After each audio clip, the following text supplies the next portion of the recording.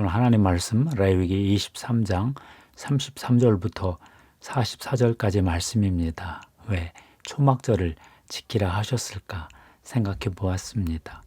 요즘 우리나라에 대한 찬사가 많습니다. 20세기 중반 가장 가난한 나라에서 21세기 산업화에 성공하고 민주화의 외양을 갖춘 유일한 선진국이 되었다고 합니다. 1인당 국민소득 3만 불의 한류 같은 소프트 파워를 겸비했다 하네요. 우리는 그동안 우리를 너무 과소평가했던 것 같습니다.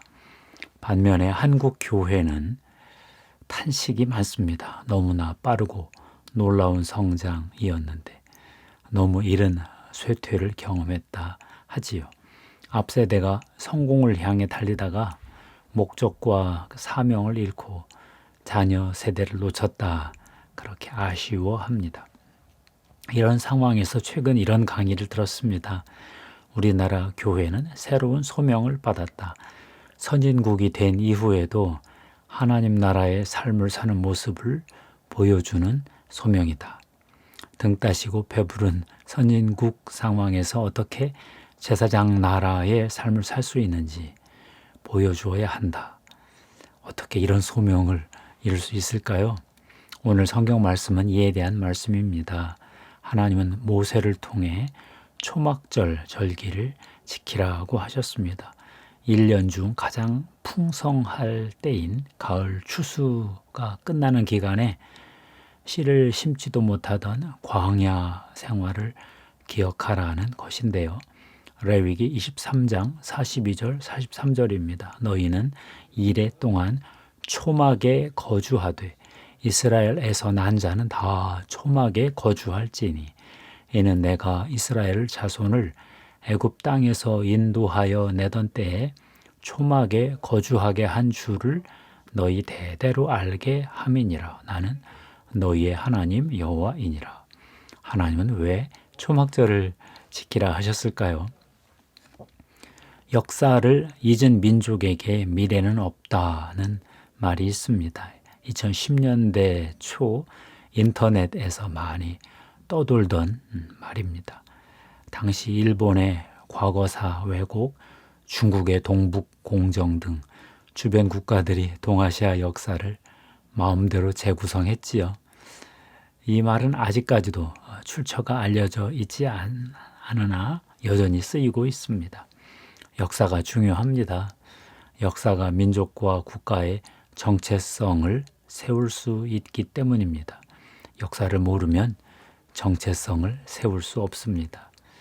민족의 정체성을 세우기 위해 역사를 창작하기도 하지요. 중국의 사가들은 북방 민족에게 너무 시달리는 상황에서 중화 사상을 만들었습니다. 주변 민족을 다 오랑캐로 만든 거죠. 일본 엘리트들은 근대화의 과제 앞에서 일본 민족 의식을 세우기 위해서 천황제 이데올로기를 급조했습니다. 역사를 알면 민족의 정체성을 바로 세울 수 있지요. 이스라엘만큼 역사에 집착하는 민족이 있을까요? 저는 없는 것 같습니다. 역사의 아버지로 불리는 헤로도투스는 죽기 전 BC 425년경 히스토리아 역사를 썼습니다. 그리스와 페르시아 전쟁 이야기지요. 이스라엘은 헤로도투스보다 최소한 400년에서 600년 앞서 역사를 기록했습니다. 성경의 역사는 BC 1000년경 다윗이 왕 위에 오르고 나서 기록되기 시작했고 BC 587년 바벨론에 의해 멸망당하고 나서 최종 정리되었습니다. 이스라엘 왕국의 정체성을 세우기 위해 역사 기록을 시작했고 왕국이 망한 이후에 정체성을 재건하기 위해서 역사 기록을 마무리한 것입니다. 하나님은 모세에게 오늘 초막절을 지키라고 명령하네요. 레위기 23장 33절 34절입니다. 여호와께서 모세에게 말씀하여 이르시되 이스라엘 자손에게 말하여 이르라. 일곱째 달 15셋 날은 초막절이니 여호와를 위하여 이레 동안 지킬 것이라. 초막절은 유대력으로 7월 15일부터 21일까지 7일간입니다. 우리 양력으로는 9월 10월경인데요. 초막절을 어떻게 지키라 하셨나요? 올리브, 감람나무, 대추야자, 종려나무 등 나무가지를 꺾어 초막을 짓고 7일 동안 초막에서 지내라 하셨습니다.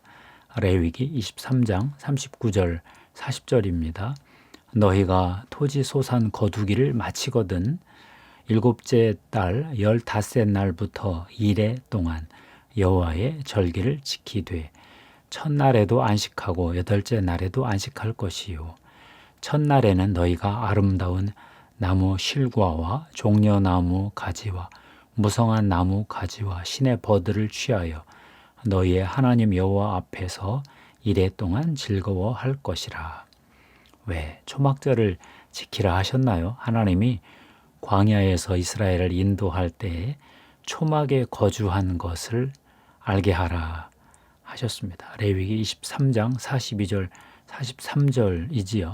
너희는 이레 동안 초막에 거주하되 이스라엘에서 난 자는 다 초막에 거주할지니 이는 내가 이스라엘 자손을 애굽 땅에서 인도하여 내던 때에 초막에 거주하게 한 줄을 너희 대대로 알게 함이니라.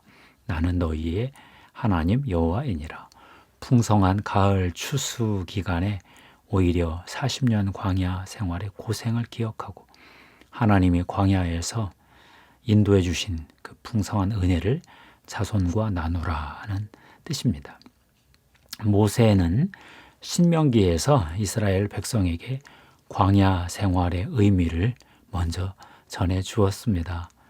하나님이 광야에서 이스라엘을 낮추시고 시험하여 복을 받을 만한 그릇으로 만드셨다고 그렇게 설명했지요. 신명기 8장 15절 16절입니다.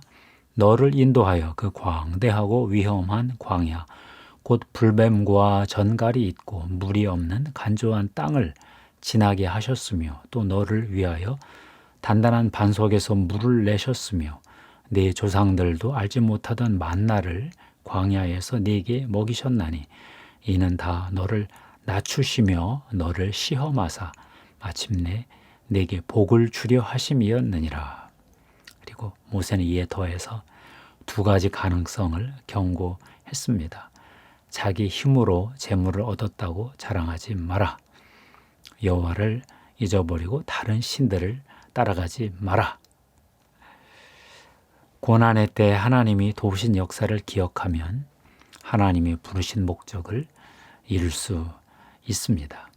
하지만 이스라엘은 가나안 땅에 들어가서 초막절은 지켰어도 하나님의 부르심을 이룰 수는 없었습니다. 모세의 뼈아픈 경고를 지키지 못했지요. 가나안의 축복 속에서 하나님의 인도하심에 감사하기보다 자기들의 축복에 도취되기도 하고 여호와를 잊고 바알 신을 비롯해서 다른 신들을 섬겼습니다. 하나님 마음이 얼마나 아팠을까요?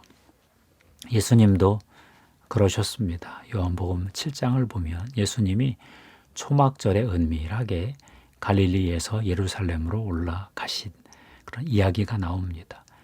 예루살렘 성전에서 유대인들과 설전이 벌어졌습니다. 대제사장과 바리새인들은 아랫사람들을 보내 예수를 잡으려고 했습니다. 초막절 마지막 날이 되었습니다. 그때 예수님이 일어나셔서 큰 소리로 외치셨습니다. 요한복음 7장 37절 39절인데요.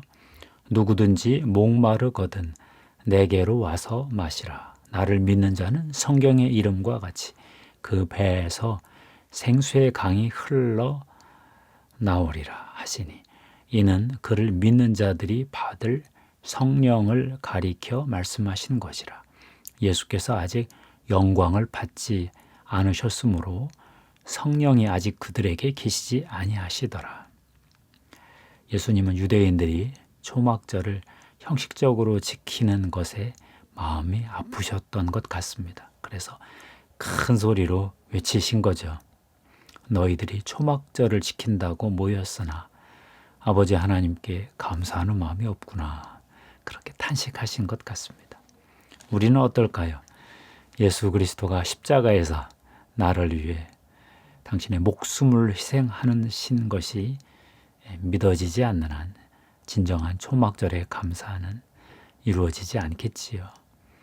하나님이 은혜를 베푸셔서 특별히 성령을 주시는 것이 경험되지 않으면 초막절의 감사는 성취되지 않겠지요. 예수 그리스도 안에서 거룩한 성령의 역사를 통해서만, 성령의 기름 부으심의 역사를 통해서만 초막절의 진정한 감사가 사명의 삶으로 발전할 것이다. 이렇게 묵상해 보았습니다. 오늘날도 이스라엘 사람들은 초막절을 지킵니다. 초막절이 되면 집 뒤뜰, 아파트 베란다에 올리브 대추야자 나무 가지로 뚝딱거리며 초막을 짓습니다. 텐트도 친다고 합니다. 호텔, 식당, 통곡의 벽, 국립공원 등에도 초막을 세웁니다. 7일 동안 가족과 함께 그곳에 거하며 음식을 먹습니다. 옛적 자신들의 선조들이 광야에서 방황하던 일과 하나님이 광야를 인도하시는 은혜를 나눈다고 합니다. 일종의 가족 캠핑이죠. 1948년 나라를 다시 세웠으니 예전보다는 더 감사하는 마음으로 초막절을 지킬 것 같다는 생각도 해보았습니다. 오늘날 우리 그리스도인들에게 초막절의 의미는 무엇일까요? 풍성하게 살 때에도 과거 고생하던 광야 시절 하나님의 도우심을 기억하고 더 겸손하게 더 감사하며 살라는 그런 뜻으로 이해됩니다. 자녀와 후손들에게 하나님의 인도하심과 구원하심을 전하라는 뜻이겠지요. 현재의 축복에 도취되어 과거에 하나님의 도우심을 잊는 그런 망령된 일이 없었으면 좋겠다. 그런 생각해 보았습니다. 한국 교회가 등 따시고 배부른 선진국 상황에서 과연 제사장 나라의 사명을 이룰 수 있을까요? 경제적으로 상당히 성공했는데 우리 능력으로 재물을 얻었다고 자랑하지 않을 수 있을까요? 그랬으면 좋겠는데 하나님께 축복받고 우상을 겸하여 섬기지 않을 수 있을까요? 그러면 좋겠는데요. 어떻게 하나님께 감사하며 오히려 사명을 이루어드리는 삶으로 발전할 수 있을까요? 우리 배 속에 성령의 생수의 강이 흐르게 할 수 있는 방법은 또 없을까요? 초막절을 생각하며 한국교회 상황을 생각하며 이런저런 질문을 던져보았습니다. 기도하겠습니다. 하나님 감사합니다. 초막절에 가나안 땅에 들어가서 축복을 누리며 살 때 광야에서 하나님의 인도해 주신 그 은혜를 기억하고 7일 동안 집 밖에서 초막 짓고 살으라 하는 그 말씀 보았습니다. 이스라엘은 초막절에 절기의 의미를 성취하는 데 실패했습니다. 예수 그리스도 안에서 다시 초막절의 절기가 성취된 것을 감사드립니다. 힘들 때 하나님이 도와주셔서 축복된 삶이 되었습니다. 하나님 이런 상황에서 하나님께 더 감사하고 더 겸손하게 하나님의 사명을 이루어드리는 그런 삶 살게 해주시옵소서. 한국교회가 특별히 이런 선진국 상황에서 제사장 나라의 사명을 감당할 수 있도록 도와주시옵소서. 십자가의 보혈의 피를 뿌리고 덮습니다. 성령님 기름 부어 주시옵소서. 감사합니다. 우리 구주 예수님의 이름으로 축복하며 기도하옵나이다.